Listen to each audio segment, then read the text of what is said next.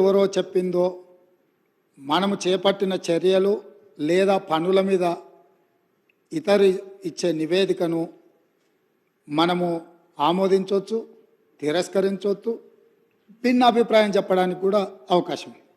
కానీ మనమే ఒక ఆలోచనతో కొంతమంది అధికారులను, ఒక గ్రూప్ ఆఫ్ ఇంజనీర్స్, రిటైర్డ్ ఇంజనీర్స్ను కూర్చోబెట్టి నా ఆలోచన ఇది, నేను ముందుకు వెళ్ళాలనుకుంటున్న విధానం ఇది, దీని మీద సాంకేతిక నిపుణులుగా మీ అభిప్రాయాన్ని కూలంకషంగా పరిశీలించి అన్ని పరిణామాలను పరిగణలోకి తీసుకొని మీరు నివేదిక ఇవ్వండి అని చెప్పి గత ముఖ్యమంత్రి కల్వకుంట్ల చంద్రశేఖరరావు గారు, ఆనాటి సాగునీటి పారుదల శాఖ మంత్రి తన్నీర్ హరీష్ రావు గారు గోదావరి ప్రాజెక్టుల మీద రిటైర్డ్ ఇంజనీర్స్తోని ఒక కమిటీని నియమించారు అధ్యక్ష.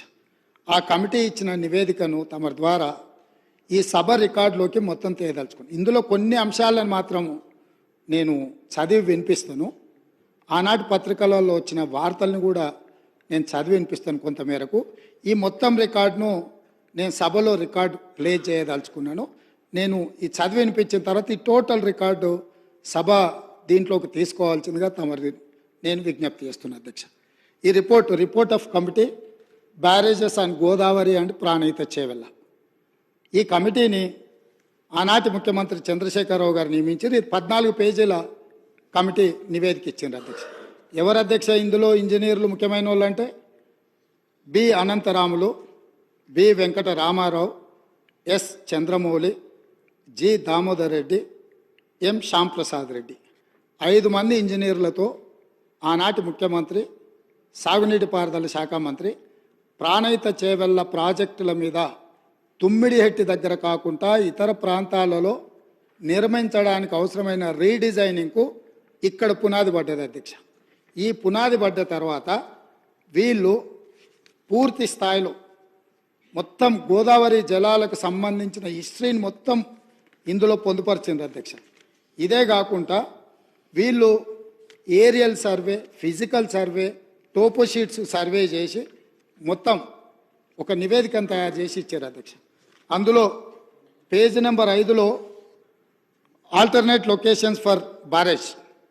The members of Retired Engineers Forum have conducted the aerial survey on 24/3/2015 to examine the feasibility of proposed site and feasibility of alternative sites on Pranahita River, etc. After detailed toposheet study and as per site plans, the following alternative are proposed. అంటే మేము అన్ని రకాలుగా టోపోషీట్లను కానీ aerial సర్వేలు చేసి వీటన్నిటిని ఆధారంగా ప్రభుత్వానికి మేము నివేదికలు ఇస్తున్నామని చెప్పి, అంతకంటే ముందు అధ్యక్ష పదే గత ప్రభుత్వం ఏం ప్రయత్నం చేయలే. ఉమ్మడి రాష్ట్రంలో తెలంగాణకు తీరని అన్యాయం చేసిండ్రు. ఆనాటి ముఖ్యమంత్రులు ఏం పని చేయలేదని వారు ఏదైతే మంత్రి గారు ఆరోపణలు చేస్తుండ్రో, వీళ్ళు నియమించిన రిటైర్డ్ ఇంజనీర్లు పొందుపరిచిన అంశాలను కొన్నిటిని ఉమ్మడి రాష్ట్రంలో జరిగిన ప్రయత్నాలను కూడా ఈ సభ ద్వారా తెలంగాణ సమాజానికి నేను చెప్పదలుచుకున్నాను అధ్యక్ష. ఎందుకంటే వాస్తవాలనే ఇక్కడ చర్చించాలన్న ఆలోచనతోటి మనం ప్రత్యేకమైన చర్చను మా మంత్రివర్యులు ఉత్తమ్ కుమార్ రెడ్డి గారు దాదాపుగా నిద్రపోని రాత్రులు గడిపి, నాకు తెలిసి వారు సరిహద్దుల్లో సైనికుడుగా మోహరించి యుద్ధాన్ని ఎదుర్కొని వచ్చిన సైనికుడు సరిహద్దుల్లో కూడా వారంత బరువైన గుండెతో ఉన్నారో లేదో నాకు తెలీదు. వీటిని వారు రోజుల కొద్దీ ఈ తెలంగాణ ప్రాజెక్టుల మీద జరుగుతున్న పరిణామాల మీద చూసి బరువెక్కిన గుండెతోని కొన్ని వాస్తవాలను ఈ సభ దృష్టికి తీసుకొచ్చే ప్రయత్నం చేస్తే, జరిగిన తప్పులను వారు చేసినందుకు తెలంగాణ సమాజానికి క్షమాపణ చెప్పడం ద్వారా మంత్రి గారిని అభినందించి భవిష్యత్తులో ఎట్లా ముందుకెళ్దామని వారు కొన్ని సూచనలు చేస్తుంటే సమాజం వారిని కొంతమేరకైనా వారిని అభినందిస్తుండే. కానీ ఎదురుదాడి పూర్తిగా అంటే మంత్రి గారు వాస్తవాల ప్రాతిపదికన ఇచ్చిన పవర్ పాయింట్ ప్రజెంటేషన్ కూడా తప్పుల తడక అని చెప్పి దూషించడం ద్వారా గతంలో జరిగిన తప్పులను కప్పిపుచ్చుకోవడానికి తీవ్రమైన ప్రయత్నం చేస్తున్నారు అధ్యక్ష. అందుకే ఉమ్మడి రాష్ట్రం మనకు తీరని అన్యాయం జరిగింది, సాగునీటి ప్రాజెక్టులు ఎక్కడొక్కడ ఆగిపోయినాయని నీళ్ల కోసం కొట్లాడిన తెలంగాణ సమాజం ఉమ్మడి రాష్ట్రంలో న్యాయం జరగదన్న ఆలోచనతోనే ప్రత్యేక తెలంగాణ రాష్ట్రం రావాలి, ప్రత్యేక తెలంగాణ రాష్ట్రం కావాలి అన్నారు. తెలంగాణ ఇచ్చింది మేమే, తెలంగాణ తెచ్చింది మా వాళ్ళు. అక్కడ ఉన్నాడు పొన్నం ప్రభాకర్ గారు, రాజగోపాల్ రెడ్డి గారు, వివేక్ వెంకటస్వామి గారు. ఈ సభలో చాలామంది పెప్పర్ స్ప్రేల బారిన పడి ఆనాటి మూకల దాడిలో ఎదురొడ్డి నిలబడి కొట్లాడి తెలంగాణ బిల్లును ఆమోదింపజేసిన సభ్యులు చాలామంది, అంజన్ కుమార్ యాదవ్ లాంటి వాళ్ళు, సురేష్ షెట్కార్ లాంటి వాళ్ళు, బర్లాం నాయక్ లాంటి వాళ్ళు, సిరిసిల్ల రాజయ్య లాంటి వాళ్ళు, ఎంపీలు ఎంతోమంది ఉన్నారు అధ్యక్ష. ఇదంతా చరిత్ర కళ్ళగట్టినట్టు. పార్లమెంట్లో లైవ్ రికార్డులన్నీ తీయండి. ఆ రోజు బిల్లు ప్రవేశపెట్టినప్పుడు చంద్రశేఖరరావు గారు ఎక్కడుండే, ఈ సభ్యులందరూ ఎక్కడుండేనో ఒకసారి చరిత్రను కూడా చూడాల్సిందిగా తమకు విజ్ఞప్తి చేస్తూ ఉమ్మడి రాష్ట్రంలో జరిగిన కొన్ని అంశాలను నేను చదివినిపించదలుచుకున్నా అధ్యక్ష. Both Andhra Pradesh and Maharashtra government entered into an agreement in year 2012 for constituting interstate board and standing committee and coordination committee. Pranahita Chevella project యొక్క నిర్మాణాన్ని అడ్డంకులను తొలగించడానికి ఆనాడు మహారాష్ట్ర ముఖ్యమంత్రి ఉమ్మడి ఆంధ్రప్రదేశ్ ముఖ్యమంత్రి కలిసి చర్చించి 2012లో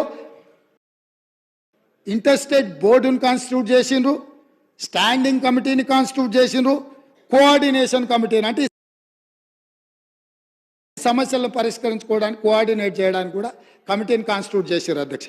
అదేవిధంగా during the recent meeting with honourable chief ministers of Telangana and Maharashtra in continuation of that report, these engineers are made out certain points saying that during the recent meeting with the Honorable Chief Ministers of Telangana and Maharashtra, it was suggested to reduce the submergence area to the extent possible.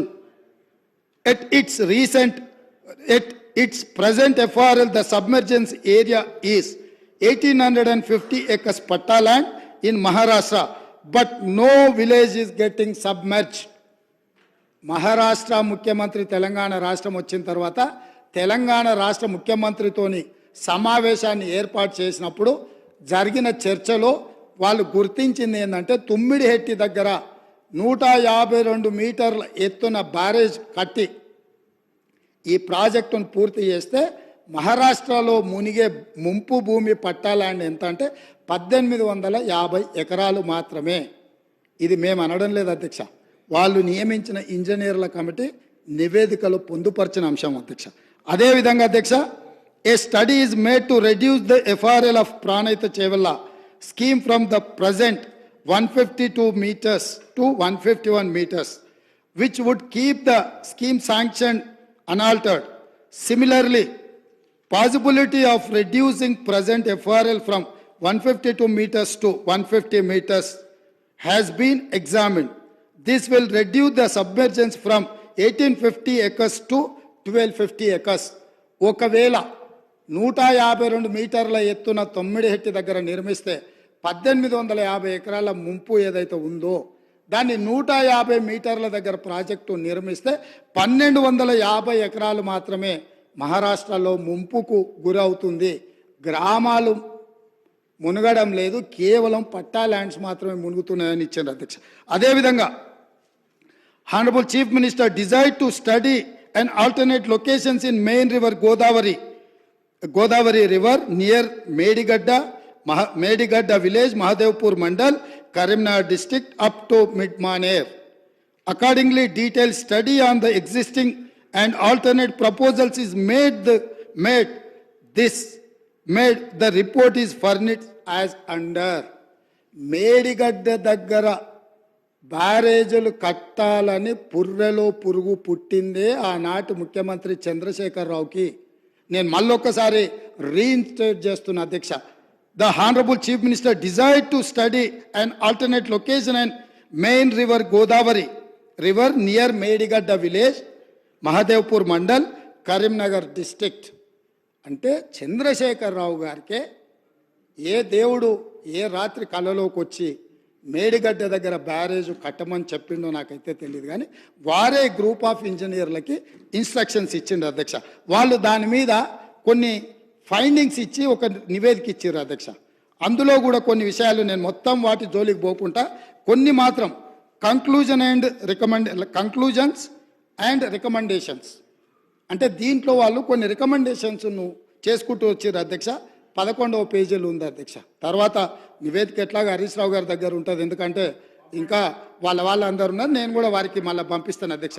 తమరికి ఇస్తాను, తమరు అనుమతిస్తే వారికి ఇవ్వండి అధ్యక్ష. ఇందులో it is always better for the government to accept the concept of the existing Pranahita Chevella scheme near Tummidihatti village, Adilabad district and explore the ways and means to make it feasible. నేను మళ్ళీ ఒక్కసారి చదివి వినిపించదలుచుకున్న మిత్రుడు హరీష్ రావు గారికి, వాళ్ళ మామగారు వారు కలిసి ఈ రాష్ట్రానికి ఎంత ద్రోహం చేసినరో ఇది వినడం ద్వారా అయినా వారికి అవగాహన కలుగుతుందని నేను భావిస్తున్నా. కనువిప్పు కలగాలని నేను కోరుకుంటున్నా అధ్యక్ష. It is always better for the government to accept the concept of the existing Pranahita Chevella scheme near Tummidihatti village, Adilabad district and explore the ways and means to make it feasible. స్పష్టంగా ఇంజనీర్స్ వాళ్ళు నియమించుకున్న ఇంజనీర్లు తుమ్మిడిహెట్టి దగ్గరనే ఈ ప్రాజెక్టు నిర్మించడానికి అన్ని రకాల ప్రయత్నాలు చేయండి, మీ శక్తి సామర్థ్యాలను అన్నిటినీ మీ గొప్పతనాలను ఉపయోగించండి అని చెప్పిండ్రు అధ్యక్ష. అదేవిధంగా there is a feasibility of reducing the FRL from 152 meters to 151 meters, i.e. by 1 meter without altering the scope of the scheme. The Honorable Chief Minister may use his good offices for convincing the Maharashtra government to accept proposal of reducing FRL to 151 meters. ఏమన్నారంటే చాలా శక్తిశాలి, అసలు ప్రపంచాన్ని అంతా కూడా గజగజలాడించి పులి నోట్ల తలబెట్టి ప్రాణాలనే త్యాగం చేయడానికి గొప్ప అపర భగీరథుడు. మీరు 152 మీటర్ల నుంచి మీ శక్తిని అంతా ఉపయోగించి మహారాష్ట్ర ముఖ్యమంత్రిని 151 మీటర్ల ముంపు కోసం ఒప్పించండి, 1 మీటర్ ఎత్తు తగ్గించి ప్రాజెక్టు కట్టడానికి అవసరమైన చర్యలు చేపట్టండి అని చెప్పి వారు ఈ ఏమంటారు గాల్లో ఎగురుకుంటూ పోతాడు కదా, ఏమంటారు స్పైడర్ మ్యాన్ని మీరు ఒకసారి అడగండి అని చెప్పి వారు సూచన చేసిండ్రు అధ్యక్ష. అదేవిధంగా in case of the Maharashtra government still insists for further lowering the FRL, the Telangana government can accept at 150 meters FRL. ఒకవేళ వాళ్ళు మరీ 151 ఒప్పుకోకపోతే 150 దగ్గరకైనా దయచేసి ఒప్పించండి అని చెప్పారు. In both the above proposals there will not be any financial loss to the work done portions. మీరు దీన్ని 150 మీటర్ల దగ్గరకైనా తుమ్మిడేటి దగ్గర ప్రాజెక్టు నిర్మిస్తే గతంలో ఖర్చు పెట్టింది కానీ భవిష్యత్తులో ఖర్చులు పెరగడానికి కానీ ఎలాంటి అవకాశం లేదు అని చెప్పి 11వ పేజీలో వాళ్ళు ఇచ్చిన నివేదికలో ఉంది అధ్యక్ష. అదేవిధంగా అధ్యక్ష 13వ పేజీ అధ్యక్ష, ఫైనల్ రికమెండేషన్స్ అంటే ఇంకా అన్ని ఎగ్జామిన్ చేసినాం, కంక్లూజివ్ రిమార్క్స్ ఇచ్చిండ్రు, తర్వాత ఫైనల్ రికమెండేషన్స్ ఇచ్చిండ్రు అధ్యక్ష 13వ పేజీలో. ఈ ఫైనల్ రికమెండేషన్లో ఏమన్నారో ఈ ఒక్క సెంటెన్స్ చెప్తా, ఈ తర్వాత అయినా మిత్రుడు హరీష్ రావు గారికి కనువిప్పు కలిగి తెలంగాణ సమాజానికి వారికి క్షమాపణ చెప్తారు చంద్రశేఖరరావు గారి తరఫున అని నేను భావిస్తున్నా అధ్యక్ష. The proposal of construction of barrage on main Godavari near Medigadda village and lifting 160 TMC of water to mid Maner reservoir is not desirable. Very clear, crystal clear and loud. They have said ఇది ఉపయోగం లేని నిరుపయోగమైన ప్రయత్నము. నేను మళ్ళొక్కసారి చదివి వినిపించే రికార్డులోకి ఈ విషయాన్ని అంతా తీసుకురాదలుచుకున్న అధ్యక్ష. The proposal of construction of a barrage on main Godavari near Medigadda village and lifting 160 TMC of water to mid Maner reservoir is not desirable. 5 మంది ఎవరు అధ్యక్ష దీంట్లో సంతకం పెట్టింది, నివేదిక ఇచ్చింది? తెలంగాణ కోసం కొట్లాడిన ఇంజనీర్లు అధ్యక్ష. నీళ్లకు మన తెలంగాణ ఎట్లా బాగుపడుతుందో అని చెప్పిన ఇంజనీర్లు, ఆ ఇంజనీర్లు B Anantaramulu, P Venkataramarao, S Chandramouli, G Damodar Reddy, M Shyamprasad Reddy. 5 మంది ఇంజనీర్లు కష్టపడి అన్ని పరిశీలించి పూర్తి స్థాయిలో ఒక ఎక్స్పర్ట్ కమిటీ రిపోర్ట్ 14 పేజీలతో ప్రభుత్వానికి ఇస్తే ఆ రోజు సాగునీటి పారుదల శాఖ మంత్రి హరీష్ రావు గారు, ఆనాటి ముఖ్యమంత్రి చంద్రశేఖరరావు గారు ఈ నివేదికను తొక్కిపట్టి మసిబూసి మారేడుగాయ చేసి మేడిగడ్డ దగ్గర బ్యారేజీలు కడితే తెలంగాణకి ఏదో మేలు జరుగుద్దని 38,500 కోట్ల రూపాయల నుంచి 1,47,000 కోట్ల రూపాయలకు ప్రాజెక్టు అంచనాలు పెంచినరు. ఒకవేళ పెంచి అంచనాలతో నిర్మించినా అది ఉండి తెలంగాణ బీడులు వారిన భూములకు ఒకవేళ పచ్చని పైర్లు బండిని ఉంటే ఈ లెక్కలు ఈ ఉత్తమ్ కుమార్ రెడ్డి గారు రాత్రి మగళ్ళు కష్టపడి ఈ పవర్ పాయింట్ ప్రజెంటేషన్లు ఇవన్నీ చెప్పాల్సిన అవసరం లేకుండా అధ్యక్ష. ఇదే కాదు అధ్యక్ష, పదే పదే మా మిత్రులు అసలు చంద్రశేఖరరావు గారు అంటే ఏమనుకుంటురే, నీళ్ళకే నడక నేర్పిండు, అలా అసలు హంసకు కాదు అదేంది నెమలికి డ్యాన్స్ నేర్పిండు, అసలు అపర భగీరథుడు అని వాళ్ళు చెప్తున్నారు అధ్యక్ష. ఇది 23 సెప్టెంబర్ 2015 అధ్యక్ష. తమరు చూడాలి అధ్యక్ష, తమరు చూడాలి, సభ్యులు చూడాలి. సాక్షి పత్రిక సెప్టెంబర్ 23, 2015 నాడు, ఇవాళ ఏ తారీఖులు ఉన్నాం అధ్యక్ష? ఫిబ్రవరి 17, 2024 ఉన్నాం అధ్యక్ష. 9 ఏళ్ల కింద, దాదాపుగా 9 ఏళ్ల కింద అధ్యక్ష, మేడిగడ్డ మేడి పండేనా మిత్రులందరూ చూడాలి. ఆ రోజు సాక్షి పేపర్లో మీ మిత్రుడే మీ సహచర పంచపక్ష పరమాణాలు మీరు ఏదైతే ప్రగతి భవన్లో పిలిచి భోజనం పెట్టినరో ఆ మిత్రుడి పత్రికల మేడిగడ్డ మేడి పండేనా అని 2015 నాడు ఈ పత్రికలో రాసిన వార్త, దీంట్లో రాసింది నేను కొంచెం చదివి వినిపిస్తా అధ్యక్ష, ఎందుకంటే తెలుగులో ఉంది. కాళేశ్వరం దిగువ నుంచి నీటి మళ్లింపు ఆర్థిక భారం అంటున్న నిపుణులు.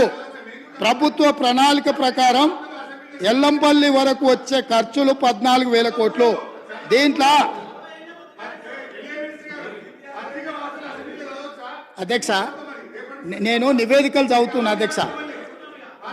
ప్రస్తుతం ప్రతిపాదిస్తున్నట్టుగా కాళేశ్వరం దిగున మేడిగడ్డ నుంచి నీటిని మళ్లించే ప్రక్రియ పర్యావరణ పరంగా, ఆర్థికంగా, నిర్వహణ పరంగా ఏమాత్రం మంచిది కాదని ఇన్స్టిట్యూట్ ఆఫ్ ఇంజనీర్స్ తేల్చి చెబుతుండడము ఇప్పుడు కొత్త చర్చకు తెరలేపింది. అదేవిధంగా అధ్యక్ష ఇంకో పదం కూడా చెప్పారు, ప్రభుత్వ దూరదృష్టి అవగాహన లోపాల కారణంగా ఈ ప్రాజెక్టు అబాసుపాలు కాకుండా ఉండాలంటే ప్రత్యామ్నాయ మార్గాలపై అధ్యయనం చేయాలన్న వాదన వినిపిస్తుంది. ఇది ఈరోజు ఉత్తమ్ కుమార్ రెడ్డి గారు చేసిన ఆరోపణ కాదు అధ్యక్ష. ఈరోజు మునిగిపోయిన మేడిగడ్డ, పగిలిపోయిన అన్నారము, కుప్పగూలిన సుందీళ్లను చూసి మాట్లాడి రాసింది కాదు అధ్యక్ష.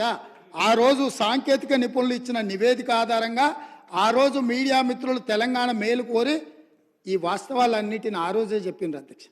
వీటన్నిటిని పెడచెవిన పెట్టి దాచుకోవాలన్న ఆలోచనతోని, తెలంగాణ ఖజానాను కొల్లగొట్టాలన్న ఆలోచనతోటి ఈరోజు ఇంత దుర్మార్గానికి ఒడిగట్టి ఈరోజు ఈ రకంగా ఇక్కడికి వచ్చి మా వెంకన్న మాట్లాడితే వెంకన్న మీద దాడి, మా భట్టి గారు మాట్లాడితే వారి మీద దాడి, మంత్రి గారిని అసలు సహించలేకపోతున్నాడు.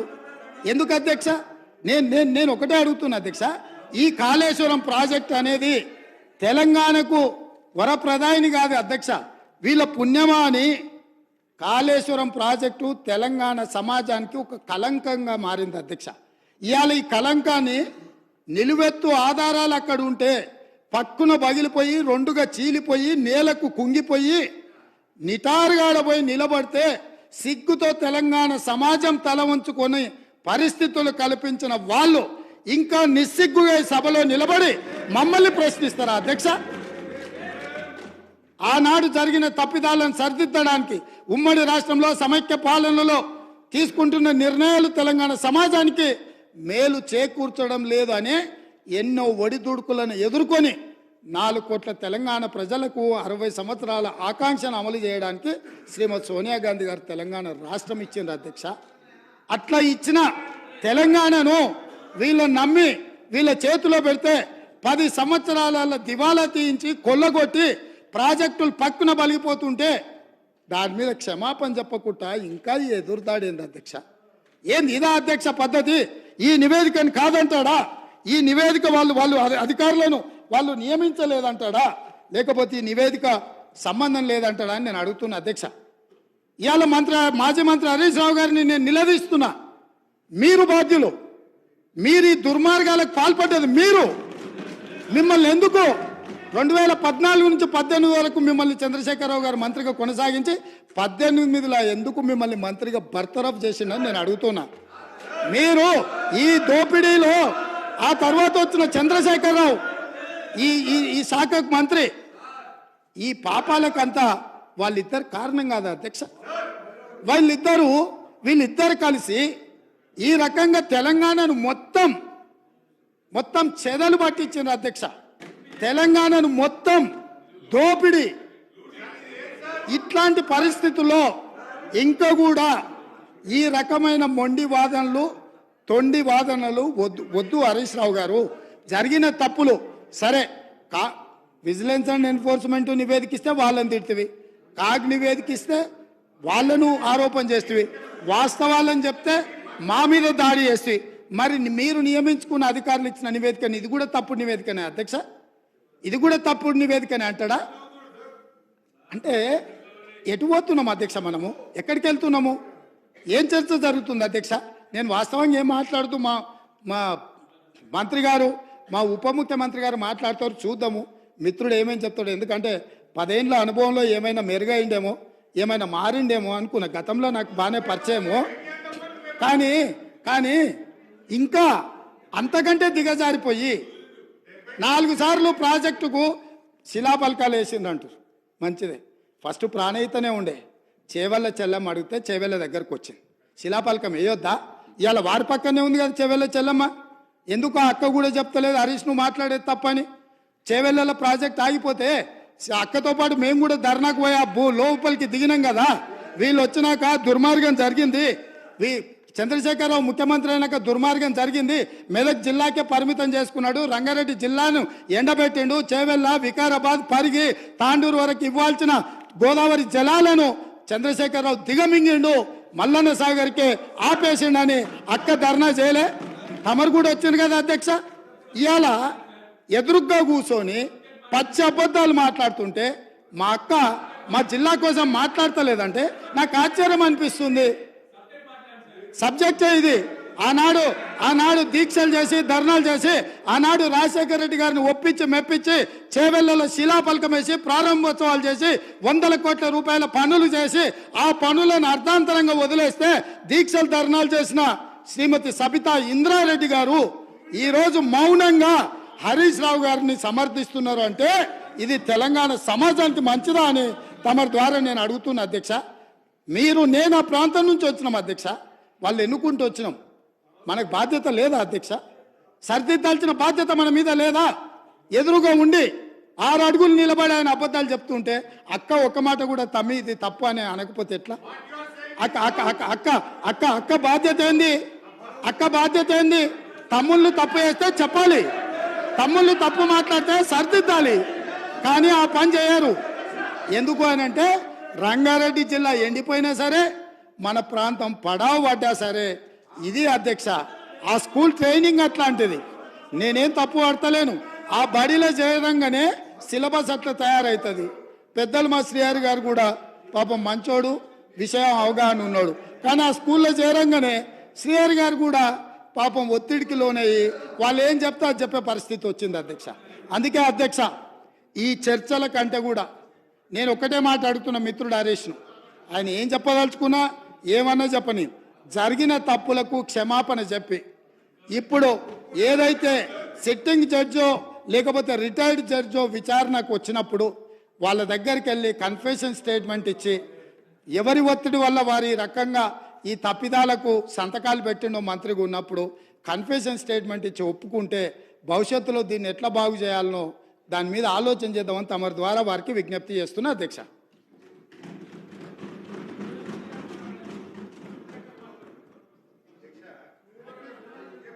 అధ్యక్ష, ముఖ్యమంత్రి గారు ఏందంటే ఏదో రకంగా మమ్మల్ని రెచ్చగొట్టాలి, సబ్జెక్ట్ డీవియేట్ చేయాలని ఒక ప్రయత్నమైనది.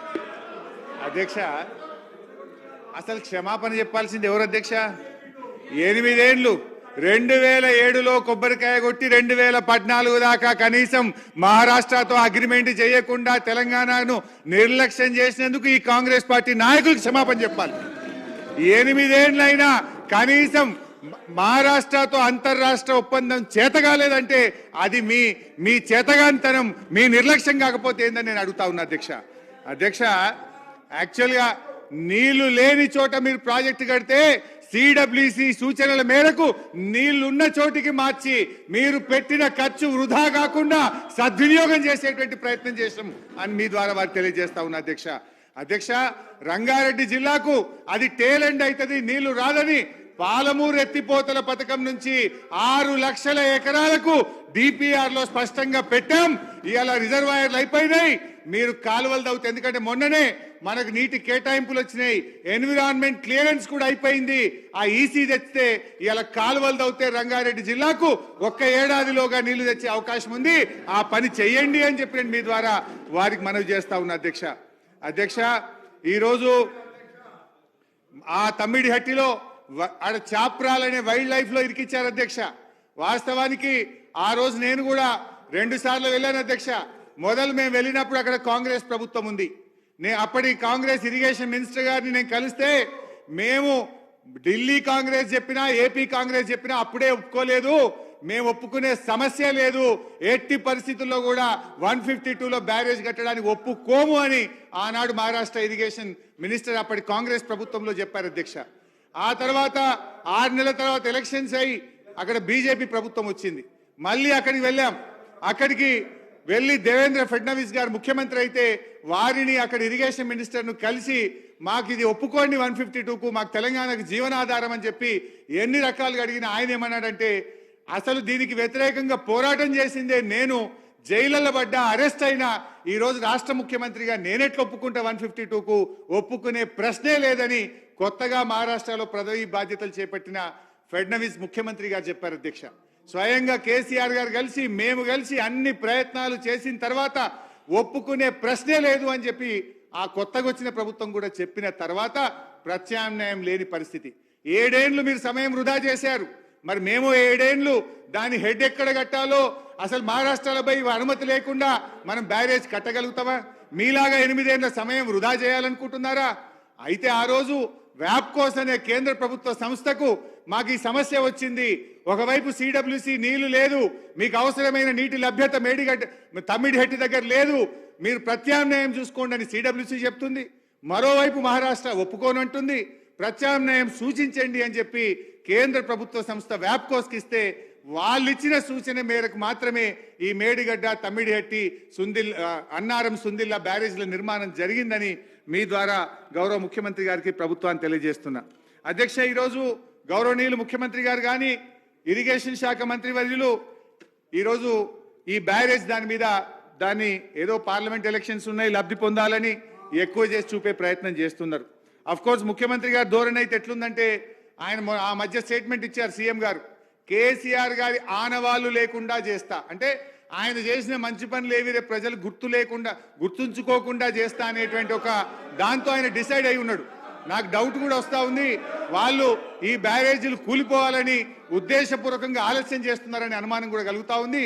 దయచేసి రాజకీయం చేస్తే మా మీద ఎంతైనా బురద చల్లండి కానీ.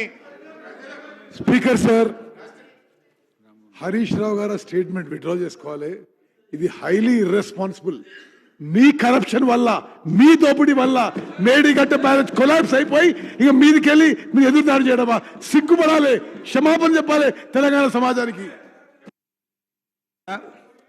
అధ్యక్ష, ఇప్పటికి 3 సార్లు చెప్పిన ప్రభుత్వం మీ దగ్గర ఉంది, ఏ విచారణ అయినా చేయండి, దానికి మేము సిద్ధమని చెప్పినాం. అయితే అధ్యక్ష, బ్యారేజ్ల విషయంలో ఈరోజు సరే ఆ సంఘటన మేము కూడా హర్షించము, తప్పు ఎవరు చేసినా తప్పే, దాన్ని ఎంక్వైరీ చేయండి, టెక్నికల్ డిఫాల్ట్ ఏందో తెలుసుకోండి, కానీ తొందరగా దాన్ని రిస్టోర్ చేసే ప్రయత్నం చేయండి. ఒక బ్యారేజీలే కాదు, కాళేశ్వరంలో మనం అనేక రిజర్వాయర్లు కట్టుకున్నాం, కాలువలు దవ్వుకున్నాం, ఎంతో ఆయకట్టు మనకు వచ్చేది ఉంది.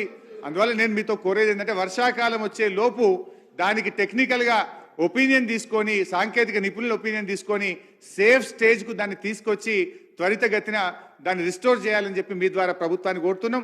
తప్పులు ఎవరు చేసినా, బాధ్యులు ఎవరైనా వారిని శిక్షించండి. దాన్ని ఎట్టి పరిస్థితుల్లో మేము సమర్థించము అని చెప్పి మీ ద్వారా వారు తెలియజేస్తున్నాం.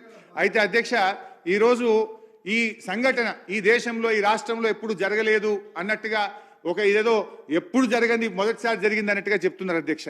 వీళ్ళ హయాంలో కట్టిన కడెం ప్రాజెక్టు మొట్టమొదటి ఫిల్లింగ్కే మొత్తం ప్రాజెక్ట్ కడెం ప్రాజెక్ట్ కొట్టుకుపోయింది ఆనాటి కాంగ్రెస్ ప్రభుత్వ హయాంలో. ఒకసారి కాదు అధ్యక్ష, 2 సార్లు కడెం ప్రాజెక్ట్ కొట్టుకుపోయింది అధ్యక్ష.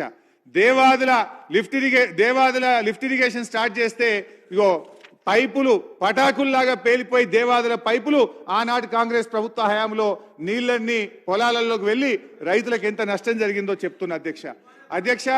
ఆనాడు వైఎస్ రాజశేఖర రెడ్డి గారు ముఖ్యమంత్రిగా ఉన్నప్పుడు పంజాగుట్టలో కడుతున్నటువంటి ఫ్లైఓవర్ అది కట్టక ముందే కడుతుండగానే ఆ ఫ్లైఓవర్ కూలిపోయి చాలా మంది చనిపోయినటువంటి విషయాన్ని మీ ద్వారా గుర్తు చేస్తా ఉన్నా.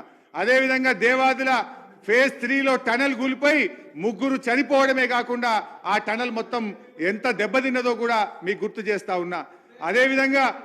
అదేవిధంగా ఈరోజు సింగూరు డ్యామ్ గేట్లు కొట్టుకుపోయినాయి, ఎల్లంపల్లి డ్యామ్ బండ్స్ స్పిల్వే కొట్టుకుపోయింది.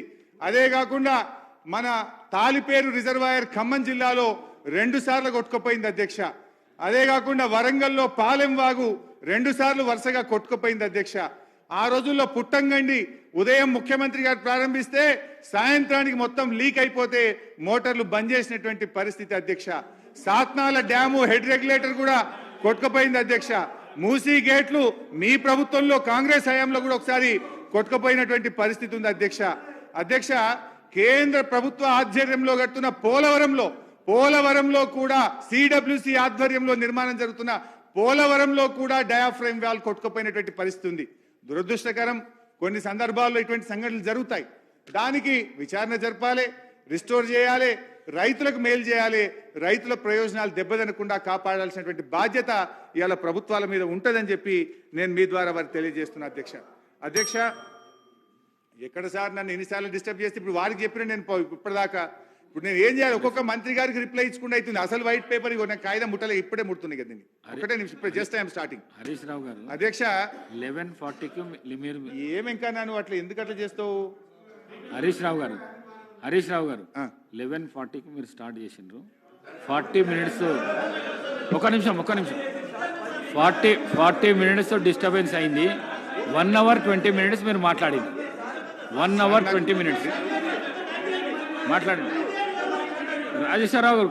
రాజేశ్వరరావు గారు కూర్చోండి, నేను చెప్పింది వినండి. 2 గంటల్లో 40 మినిట్స్ డిస్టర్బెన్స్ అయింది. 1 అవర్ 20 మినిట్స్ మాట్లాడిండు. మాట్లాడండి.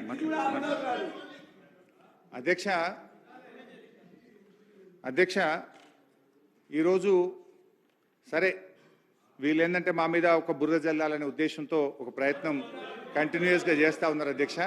కానీ ప్రజల అనుభవంలో ఉంది అధ్యక్ష. పండిన పంట సాక్ష్యం, పెరిగిన సాగు విస్తీర్ణం సాక్ష్యం, ఇవన్నీ కూడా ప్రజల స్వీయ అనుభవాల్లో ఉన్నాయి అధ్యక్ష.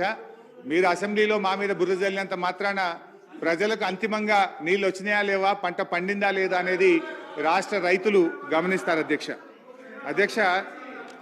ఈ ప్రభుత్వం ఇవాళ మేము వచ్చిన తర్వాత అధ్యక్ష, ఆనాటి కాంగ్రెస్ ప్రభుత్వాలు చెరువులను పట్టించుకోకపోవడం వల్ల చెరువులన్నీ కూడా చిన్న వర్షానికే తెగిపోయేటువంటి పరిస్థితి ఉండే. కాకతీయుల వారసత్వ సంపదగా వచ్చినటువంటి ఆ చెరువులను గత ప్రభుత్వాలు పట్టించుకోకపోతే మేము మిషన్ కాకతీయ అనేటువంటి ఒక కార్యక్రమం ద్వారా రాష్ట్రంలోని చెరువులన్నీ కూడా పునరుద్ధరించేటువంటి కార్యక్రమం చేశాం. ఆ మిషన్ కాకతీయని అధ్యక్ష మ్యాగ్సెసే అవార్డు గ్రహీత రాజేంద్ర ప్రసాద్ గారు మెచ్చుకున్నారు, ఎంఎస్ స్వామినాథన్ గారు మెచ్చుకున్నారు, మన హైకోర్టు చీఫ్ జస్టిస్ గారు మెచ్చుకున్నారు. అమెరికాలోని మిచిగాన్ యూనివర్సిటీ, చికాగో యూనివర్సిటీ కూడా వచ్చి స్టడీ చేసి ఈ కార్యక్రమాన్ని అభినందించినటువంటి విషయాన్ని మీ ద్వారా గౌరవ సభ్యులకు తెలియజేస్తా ఉన్నా అధ్యక్ష. మిషన్ కాకతీయ ప్రోగ్రాం 4 ఏళ్లలో యుద్ధ ప్రాతిపదికన చేస్తే 15 లక్షల ఎకరాల ఆయకట్టు స్థిరీకరణ జరిగింది. ఇలా రైతులకు మేలు జరిగింది. 15 లక్షల ఎకరాల్లో ఆయకట్టు పెరగడమే కాదు, మత్స్య సంపద పెరిగింది, భూగర్భ జలాలు కూడా పెరిగి రైతులకు ఎంతగానో మేలు జరిగింది అధ్యక్ష. ఉదాహరణకు అధ్యక్ష, గతంలో ఒక చిన్న వర్షం పడితే చెరువులు ఎట్లా తెగినాయి, ఇప్పుడు మిషన్ కాకతీయ తర్వాత చెరువులు తెగడం ఎట్లా తగ్గిందో కూడా నేను వివరాలతో సహా కూడా చెప్పగలుగుతా అధ్యక్ష. 2009లో 1107 చెరువులు తెగినాయి. 2010లో 4251 చెరువులు దిగాయి. 2011లో అది డ్రాటు 393. 2012లో 659, 2013లో 1868. ఇట్లా వేల సంఖ్యలో వర్షాలు బట్టి ఆ రోజుల్లో చెరువులు తెగేది. మిషన్ కాకతీయ తర్వాత ఎప్పుడు కూడా అది 3 డిజిట్ దాటలేదు. ఎంత వర్షాలు పడ్డా కూడా చక్కగా మరి ఆ చెరువుల్ని కాపాడినాం, రిస్టోర్ చేసినాం. కనుక రైతాంగానికి నీళ్లు వచ్చినాయి, పశుపక్షాదులకు కూడా నీళ్లు దొరికినాయి, భూగర్భ జలాలు పెరిగినాయి, మంచి పంటలు కూడా పండినాయి అధ్యక్ష. ఇవే కాకుండా అధ్యక్ష, గత ప్రభుత్వాల హయాంలో మన కాంగ్రెస్ ప్రభుత్వ పెద్దలు ఆ రోజుల్లో ఏముండేదంటే కాలువల ద్వారా, అంటే ప్రాజెక్టుల కాలువల ద్వారా చెరువులకు నీళ్ళు ఇవ్వద్దు అనే ఒక నిబంధన ఉండేది. ఆ రోజు వీళ్ళు ఎవరు మాట్లాడే వాళ్ళు కాదు. ఎందుకంటే చెరువులు మనం ఎక్కువ నీళ్లు డ్రా చేస్తే కిందికి కృష్ణాకో డెల్టాకో వాళ్ళకి నీళ్ళు తక్కువ పోతాయని బాధ ఉండేది. ఆ రోజుల్లో మరి అవకాశం లేకపోతే మన కేసీఆర్ గారి ప్రభుత్వం, కేసీఆర్ గారి నిర్ణయం తీసుకొని ఈ రాష్ట్రంలో అన్ని చెరువులకు కూడా తూములు పెట్టండి, ప్రాజెక్టులతో లింక్ చేయండి అని చెప్పి నిర్ణయం తీసుకొని 6260 చెరువులను ప్రాజెక్టులతో అనుసంధానం చేయడం ద్వారా మరి బ్రహ్మాండమైనటువంటి పంటలు పండినాయి. ఆనాడు చెరువులకు నీళ్లు ఇవ్వడం అంటే నేరం. కేసీఆర్ గారి హయాంలో ప్రాజెక్టుల నుంచి చెరువులకు నీళ్లు ఇవ్వడం ఒక వరంగా మారిందని చెప్పి మీకు తెలియజేస్తా ఉన్నా అధ్యక్ష. ఈ చెక్ డ్యాంల నిర్మాణం రాష్ట్రంలో దాదాపు 1402